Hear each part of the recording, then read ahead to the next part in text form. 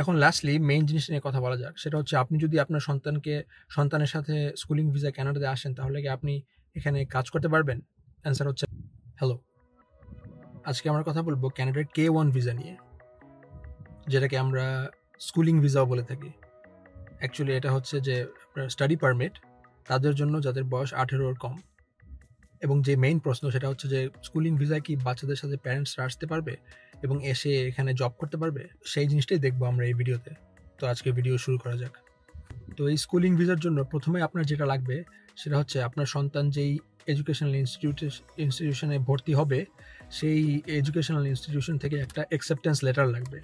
Second main যে জিনিসটা লাগবে সেটা হচ্ছে আপনার প্রমাণ করতে হবে যে আপনার সন্তান যতদিন কানাডায় থাকবে তার থাকায় কোনো সমস্যা হবে না।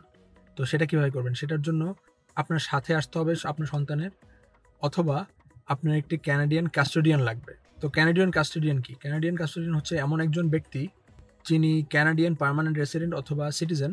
সেই মানুষটি আপনার সন্তানের ভরণ পোষণের দায়িত্ব নেবেন। এবার কথা বলা যাক প্রুফ অফ ফান্ডস নিয়ে।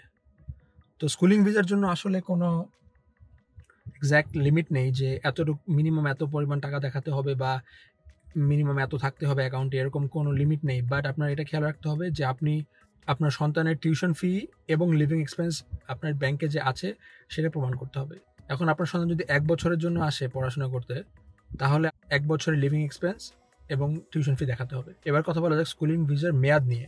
যদি আপনার সন্তানকে আপনি গ্রেড 1 থেকে গ্রেড 8 পর্যন্ত পড়াতে চান, তাহলে আপনার 1 বছরের স্কুলিং ভিসা দিবে, কিন্তু সেটা প্রতি বছর আপনি রিনিউ করতে পারবেন।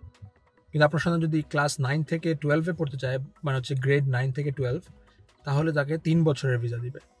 এখন লাস্টলি মেইন জিনিস নিয়ে কথা বলা যাক। সেটা হচ্ছে আপনি যদি আপনার সন্তানের সাথে স্কুলিং ভিসায় কানাডাতে আসেন, তাহলে কি আপনি এখানে কাজ করতে পারবেন?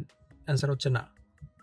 আপনি আপনার সন্তানের সাথে যখন আসবেন তখন আপনি ভিজিটর ভিসায় আসবেন, এবং ভিজিটর ভিসায় এসে এখানে আপনি কাজ করতে পারবেন না। কিন্তু আপনি যদি স্টাডি পারমিটে বা আপনি ওয়ার্ক পারমিটে অ্যাপ্লাই করেন, তখন আপনি আসতে পারবেন এবং আপনি জব করতে পারবেন। তো স্কুলিং ভিসা কি ভালো একটা রাস্তা কানাডাতে এসে থাকার জন্য?